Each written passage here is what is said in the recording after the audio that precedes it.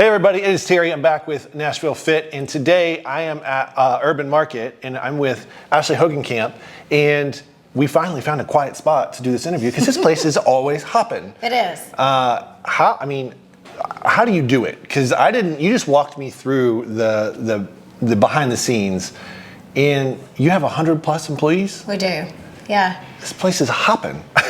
It is. You know, it's every day and week. It's like, whoa. It's just kind of cool to have witnessed to grow to this size, because we started with just my husband and I and 3 part-time employees, and so. And how long ago was that? That was 9+ years ago. Okay. Mm-hmm. Yeah. Well done. Thanks. Yeah, and I know it's.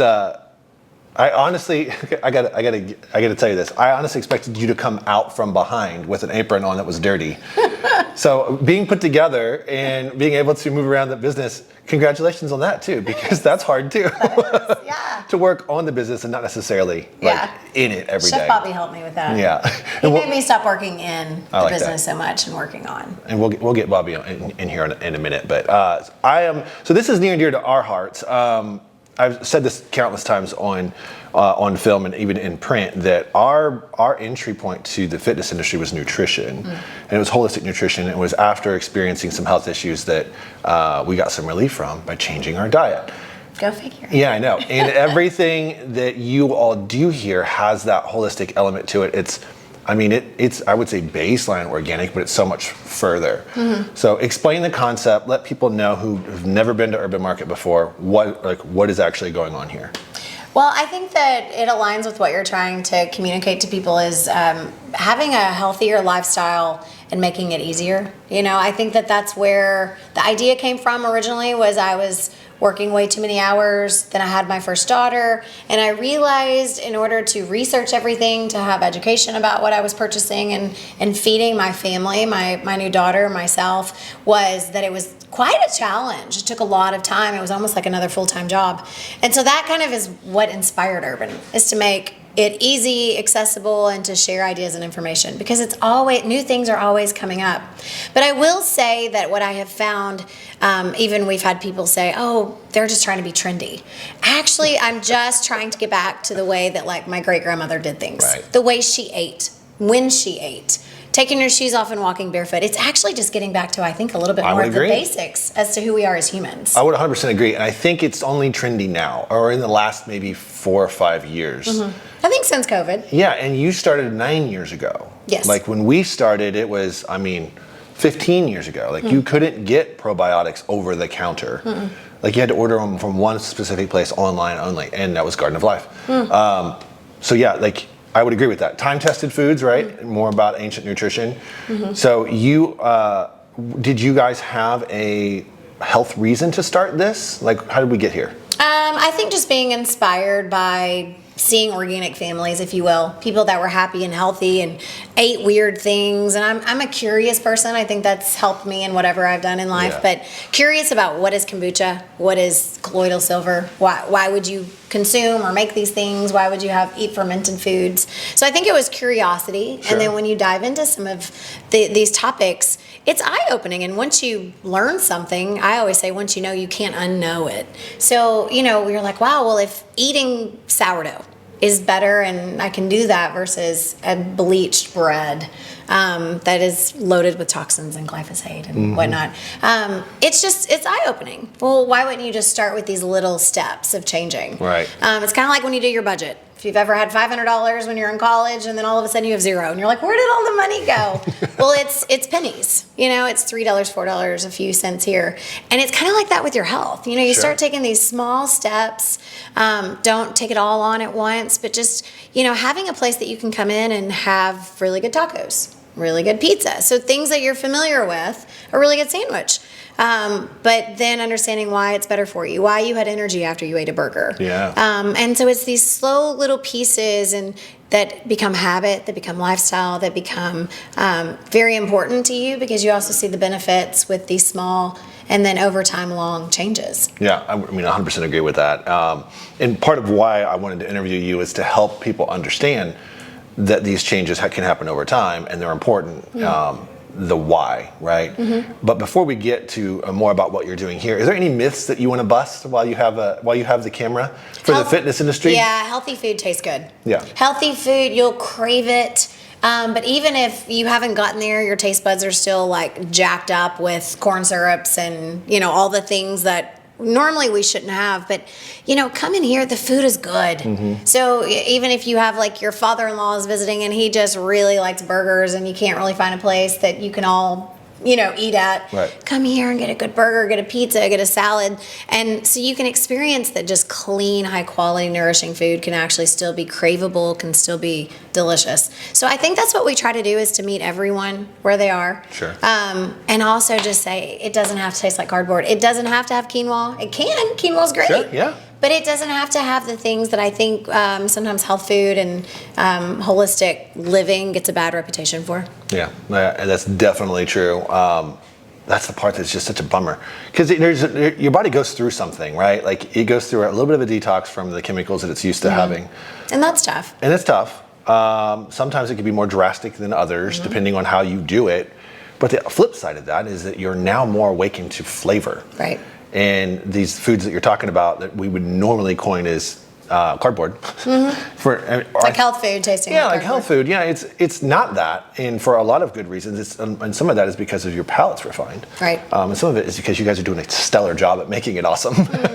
Yeah. But you can start to, whenever you've cleansed your palate, and that does take 2 to 4 weeks, I think. Sure. If you're coming from like 80 grams of sugar in a soda and having one or more of those a day, to go to something that has 2 to 3 grams, I mean, that's a pretty big jump in anything, especially something that you're consuming and drinking. So, be gentle with yourself and allow yourself to experience things. And sometimes you just consume something knowing it's good for you. I tell my kids, just if you know blueberries are good for you, just eat a handful of them. Sure.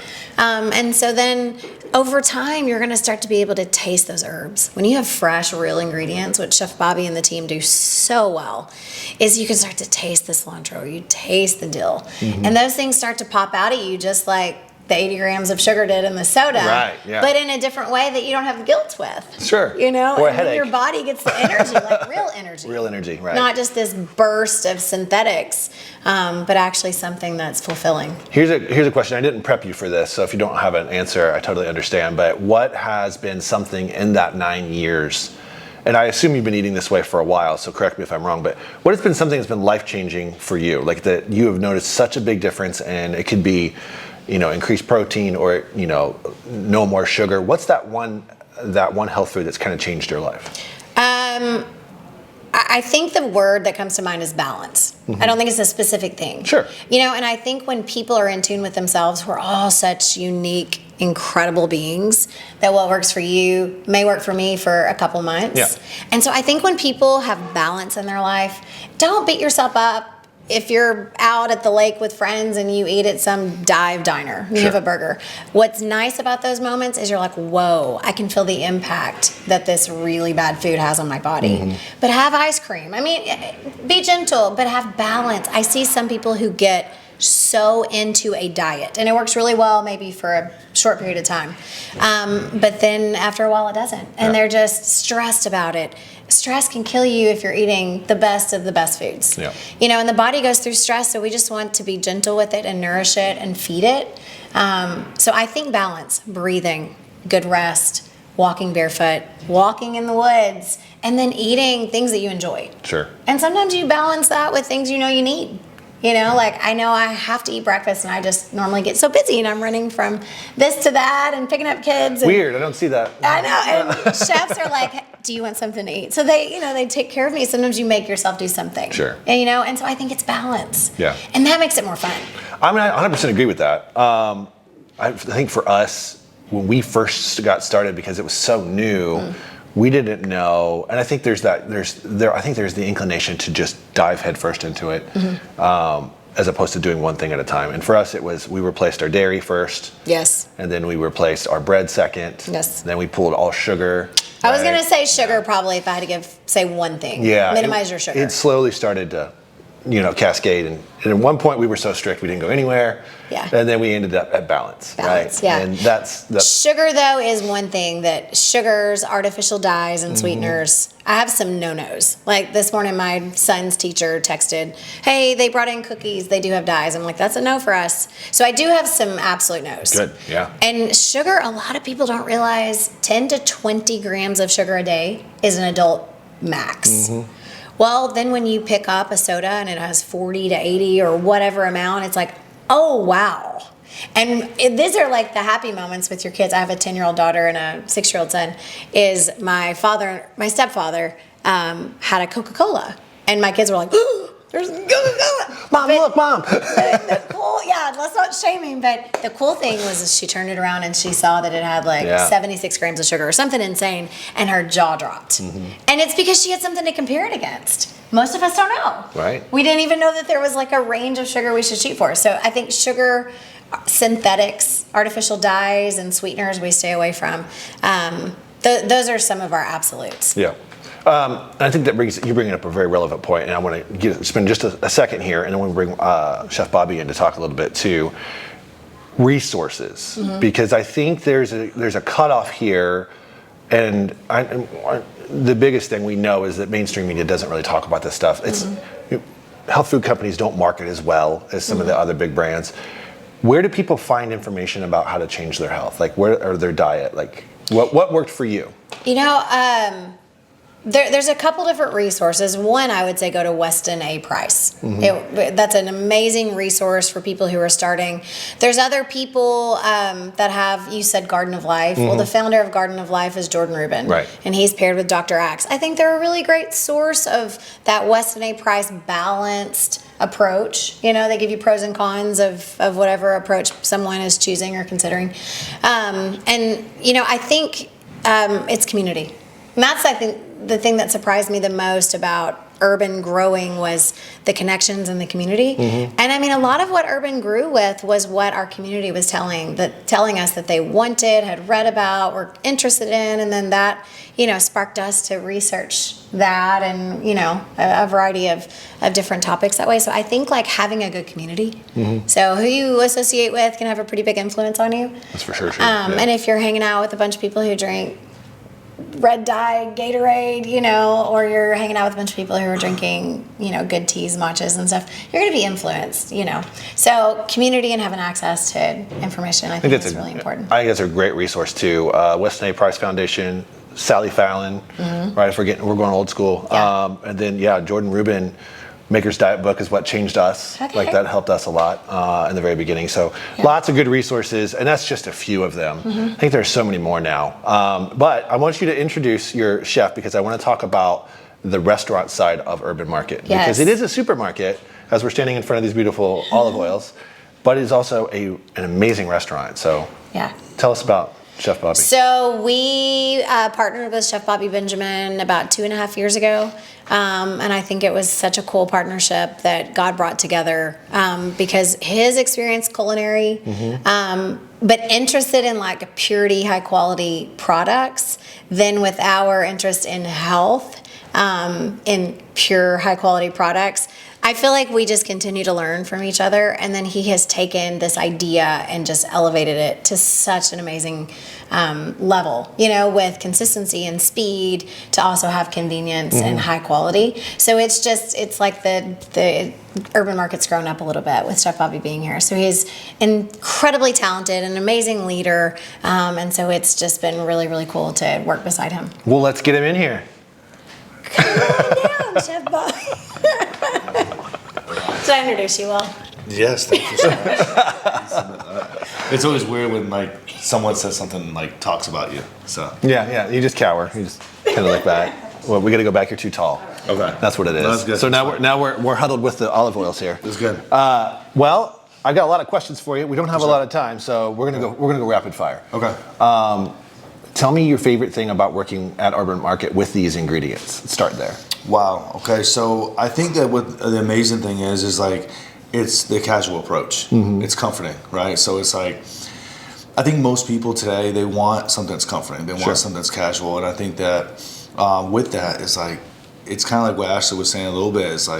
it's the opportunity to be able to come in and get a taco or a burger or anything that you would crave or would want, but it's clean. Right. So it's like, to me, it's like, when people ask me all the time, like, hey, like, where do you eat outside of this place? I'm like, I don't.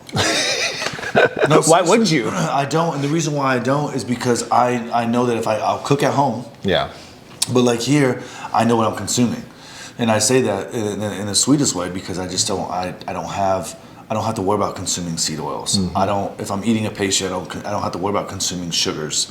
Like I know that when I'm eating a pastry here, it's like honey, maple, sorghum, molasses. That's the base. Yep. That's the foundation for our pastries. So, and when we talk about like, I'm very, very, very intentional. So like I can tell you like,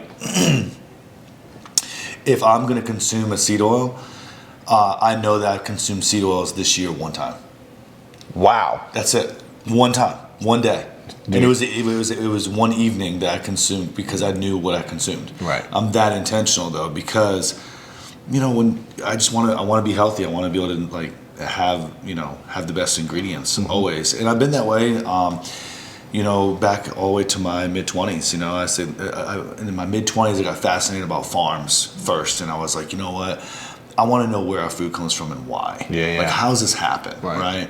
And I was super uneducated, and so I was that guy that was like that kid that went from restaurant to restaurant to restaurant, working in the highest, restaurants across the country. And one thing that was the trend then was that those chefs were working with the best ingredients, and they were working with the small farms, and those small farms are growing into larger farms because of volume. Right. So I thought that was amazing, and I became fascinated about it. And so when I moved back here to Tennessee, in my mid-20s the first time, I was like, man, this is going to be really, really cool. And so I met different farmers, like the Barefoot farmer that walked into the kitchen and had all these amazing, vegetables with dirt still on it, because he was like, hey, this is the nutrients, I don't want to wash it off yet. Wow, yeah. I mean, I love that in depth, and Sure. I never forget, I was 25 years old, and I was just like, oh, this makes sense. So I need a prep area that I can just wash vegetables, like a really strong prep area where I can do that. And so that's where I became fascinated. And from then on, I was like, what's next? Like, what can we learn? So, and before that, I was just fascinated in every protein. So it's like, the Lord really put a knife in my hand when I was 8 years old. So like, breaking down different animals and so when you do that, you have this gift of like just constant like learning about proteins. And so when you're learning about proteins and you're breaking down all these proteins, you want to know where that animal comes from.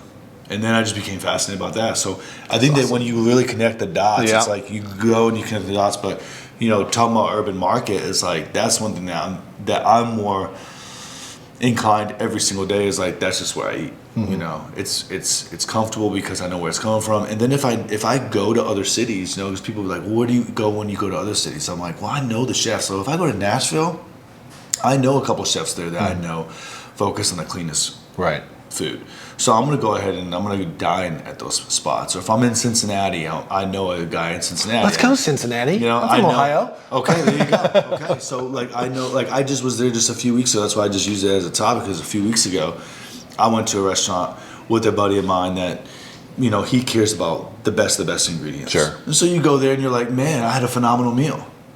But I feel like you have those options in every single city. I almost feel like you got to be a chef to know that. You either got to be a chef, or you got to do some ahead of time research. Sure, I think that, and then what Ashlea was saying about community. Yep. That's what our community group does when we travel. It's like, all right, you take the restaurants, you take the vacation spots, and and we divvy it up from there. Well, I love learning all of this, and you and I have seen each other outside of here, and we've met before, and now I realize we've got so much more in common. We need to hang out. For sure. I want to know from you here at Herban Market, what is your favorite dish that you've ever made here? Birria tacos, hands down. Really? Yeah. Okay. The birria tacos for sure, because it was the first recipe that we did. Yeah. To me, we were very, very, it was the first piece of intentionality that was respect of culture and cuisine. I love it. So we said, we're going to bring white oak beef in, and we need to sue it. And the suet is a fat that's actually around the kidney, right? And so we're gonna do the birria tacos exactly like authentic of what we should do. So we're gonna use that good fat, Right. And so with us being able to punch as much flavor and really respect culture and cuisine, I think that's my favorite. Because even like the hot sauce that we put with it is a habanero hot sauce that so it comes with the caldo, the broth, Right. Lime, so it's high acid, depth flavor, and then spice if you want it. So it's like, to me, it's like a win-win-win. You're making me hungry. And thank you. And then the thing is like it's clean. So the thing is like I don't feel. I can crush like 3 or 4 of those tacos and be like, man, I'm good, man. I got high protein. Yeah. I feel strong. I feel good. But at the same time, like it just punches with so much flavor, and I think that's my favorite dish for sure. Okay, well, I want to try that because my surprise is that's been happening in our house a lot. I got a new daughter-in-law who loves to make burger tacos. Okay. So I'm going to bring her over here and we're going to put her to the test and see. There you go. Little taste comparison. That's good. Well, I appreciate you spending time with me. Sure. I know we're short on time now. We're going to talk some more about what we can do in the future. Okay. And so look out for more from Chef Bobby. Guys, come check out Herban Market. It is on Franklin Road. We're a stone's throw from the factory. And we are just not too far from Brentwood. So you're at a perfect location. Check them out on social media. And make sure you come over here and try some of Chef Bobby's food. It is an awesome spot. Also, it's a full-scale market. So you can do some grocery shopping too while you're here. So don't miss out. Come check it out. Here in Nashville for the 7th Country Music Marathon and Half Marathon. I think it says a lot about the city of Nashville, what it has to offer.